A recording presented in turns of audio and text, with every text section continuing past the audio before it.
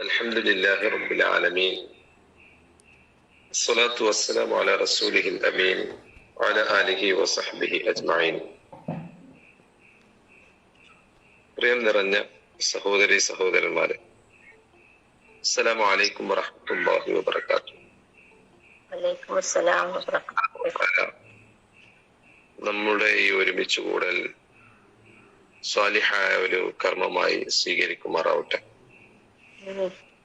അവന്റെ ജന്നാത്തുൽ ഫിർദൗസിൽ നമ്മെ എല്ലാവരെയും അല്ലാഹു ഒരുമിച്ച് കൂട്ടുമാറാവട്ടെ.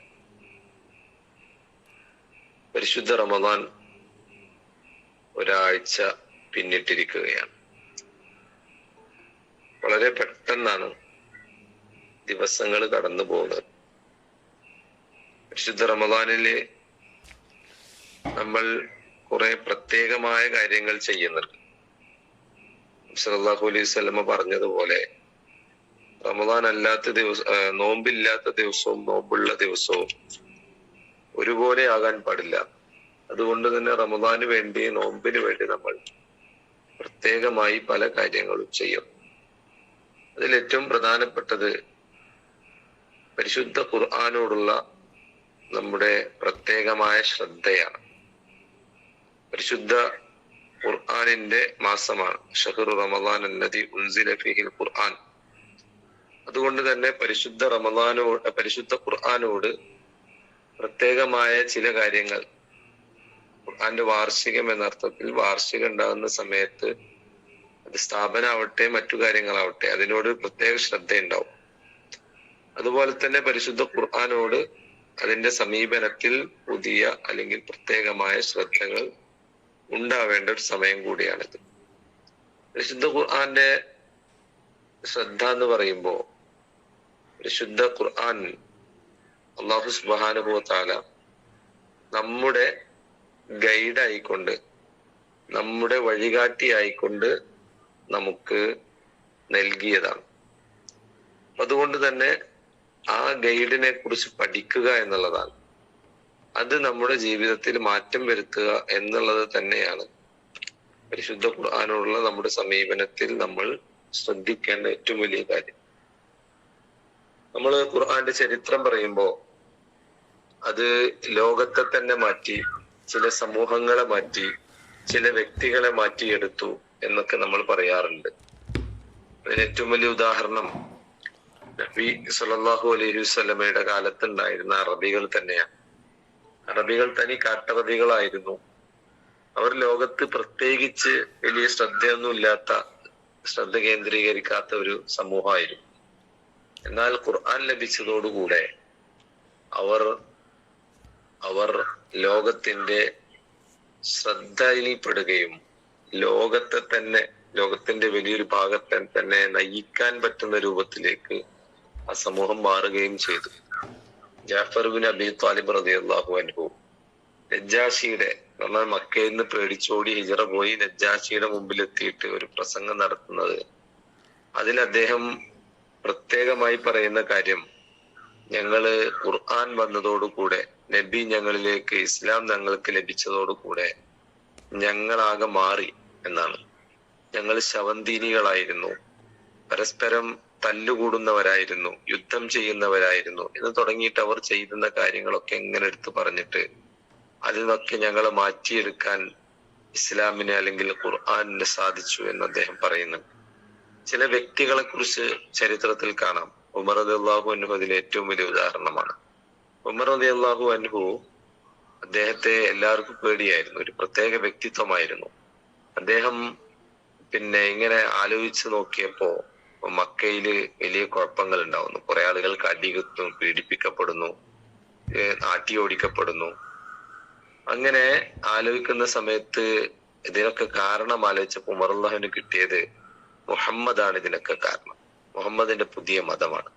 അതുകൊണ്ട് മുഹമ്മദിനെ അങ്ങോട്ട് വകവരുത്തിയാൽ ഈ പ്രശ്നം തീരും എന്ന് വിചാരിച്ച് അദ്ദേഹം ഒരു ദിവസം വാളെടുത്ത് ഇറങ്ങുന്ന സമയത്താണ് വഴിയിൽ ഒരാൾ പറയുന്നത്, നിന്റെ പെങ്ങളെ പോയി ആദ്യം നേരാക്ക്, പെങ്ങള് മുഹമ്മദിന്റെ കൂട്ടത്തിൽ കൂടിയിട്ടുണ്ട്.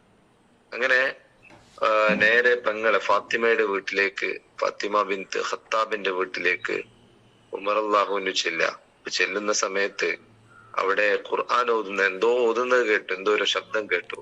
ഹബ്ബാബിനെ അറുത്ത് ഫാത്തിമയെയും ഭർത്താവിനെയും ഖുർആൻ പഠിപ്പിക്കായിരുന്നു.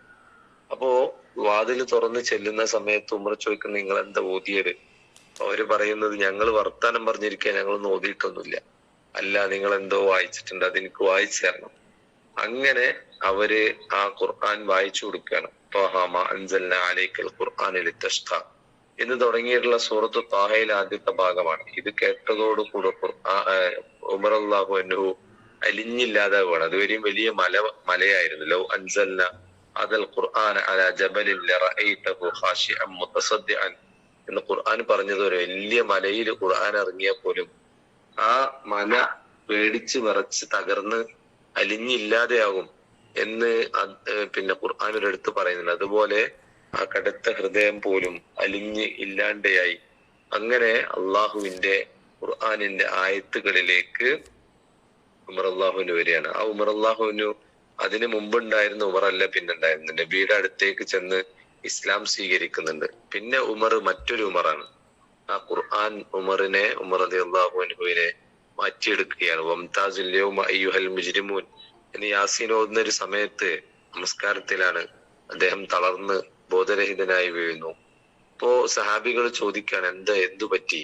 അപ്പോ അദ്ദേഹം പറയുന്നത്, വംതാസുൽ യൗമ അയ്യുഹൽ മുജ്രിമൂൻ, അല്ലയോ കുറ്റവാളികളെ നിങ്ങൾ മാറി നിൽക്കിൻ എന്ന് പരലോകത്ത് എത്തിയിട്ട് അല്ലാഹു സുബ്ഹാനഹു വ തആല പറയുമ്പോ ഞാൻ അതിൽ പെട്ടുപോകുമോ എന്ന് വിചാരിച്ചുകൊണ്ട് ആ പേടി കൊണ്ടാണ് ഞാൻ തളർന്ന് പോയത് എന്ന് അദ്ദേഹം പറയുന്നുണ്ട്. അപ്പൊ അങ്ങനെ ഒരു മനുഷ്യനെ മാറ്റിയെടുക്കാൻ എത്ര വലിയ പിന്നെ കടുത്ത ഹൃദയനാവട്ടെ, അല്ലെങ്കിൽ ധിക്കാരിയാവട്ടെ, ഏത് തരം ആളുകളാണെങ്കിലും ഖുർആൻ ഉള്ളിൽ ഉള്ളിലെത്തുന്നതോടുകൂടെ അവര് മാറുന്ന ചരിത്രമാണ് നബിയുടെ കാലത്തും അതിന് ശേഷമൊക്കെ ഉണ്ടാവുന്നത്.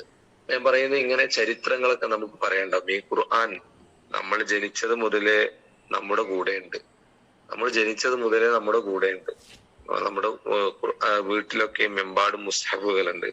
അപ്പൊ ഈ ഒരു ഖുർആൻ എത്രത്തോളം നമ്മെ മാറ്റിയെടുത്തു എന്നുള്ളതാണ് നമ്മൾ ആലോചിക്കേണ്ടത്. നമ്മുടെ കാഴ്ചപ്പാടുകളിൽ, നമ്മുടെ അറിവുകളിൽ, നമ്മുടെ ഓരോ കാര്യങ്ങളിലും ഖുർആൻ എങ്ങനെയാണ് നമ്മെ സ്വാധീനിച്ചിട്ടുള്ളത്. എന്റെ ജീവിതത്തിലും, എന്റെ കാഴ്ചപ്പാടിലും, എന്റെ ജീവിതത്തോടുള്ള കാഴ്ചപ്പാടിലും, മറ്റുള്ള കാര്യങ്ങളിലോടുള്ള കാഴ്ചപ്പാടുകളിലും ഒക്കെ എന്ത് മാറ്റങ്ങളാണ് ഖുർആൻ വരുത്തിയത് എന്ന് നമ്മൾ ആലോചിക്കേണ്ട സമയം കൂടിയാണ്. അങ്ങനെ ഓരോന്ന് പഠിക്കുമ്പോഴും, പുതിയ കാര്യങ്ങള് ഖുർആനെ വെച്ച് പഠിക്കുമ്പോഴും, അങ്ങനെ ആ ഖുർആന്റെ വിജ്ഞാനങ്ങള്, അത് നിയമങ്ങളാവാം, അതല്ലെങ്കിൽ ജീവിതത്തെ കുറിച്ചുള്ള കാഴ്ചപ്പാടുകളാവാം, അതല്ലെങ്കിൽ ചരിത്രത്തിന്റെ ഏതെങ്കിലും പാഠങ്ങളാവാം, ഇതൊക്കെയും ഖുർആൻ വായിച്ച് എങ്ങനെ എന്റെ ജീവിതത്തിൽ കുറിച്ചായിരിക്കണം ഈ നോമ്പില് നമുക്ക് ചില തീരുമാനങ്ങൾ ഉണ്ടാവേണ്ടത്. കേവലം ഖത്തം തീർത്ത് ഖുർആൻ പാരായണം നടത്തി അലിഫും ലാമും മീമും ഓതിയാല് എനിക്ക് 10 പുണ്യം ലഭിക്കും എന്ന് പറഞ്ഞ് നടക്കുന്നതിന് പകരം ഖുർആനിന്റെ ആശയങ്ങൾ ഉൾക്കൊണ്ട് അവ ജീവിതത്തിലേക്ക് പകർത്തുമ്പോഴാണ് ഖുർആനോടുള്ള സമീപനവും ഖുർആനോടുള്ള ബാധ്യതയും നമ്മൾ നിറവേറ്റി എന്ന് നമുക്ക് പറയാൻ പറ്റുകയുള്ളൂ. അർത്ഥത്തിൽ ഖുർആനെ പഠിക്കാനും, വായിക്കാനും, മനസ്സിലാക്കാനും, ആലോചിക്കാനും, ചിന്തിക്കാനും ഒക്കെ നമ്മൾ സമയം കണ്ടെത്തുക. പടച്ചതമ്പുരാൻ നമ്മെ അനുഗ്രഹിക്കുമാറാവട്ടെ. വആഖിറു ദഅവാന അനിൽ ഹംദുലില്ലാഹി റബ്ബിൽ ആലമീൻ. വസ്സലാമു അലൈക്കും.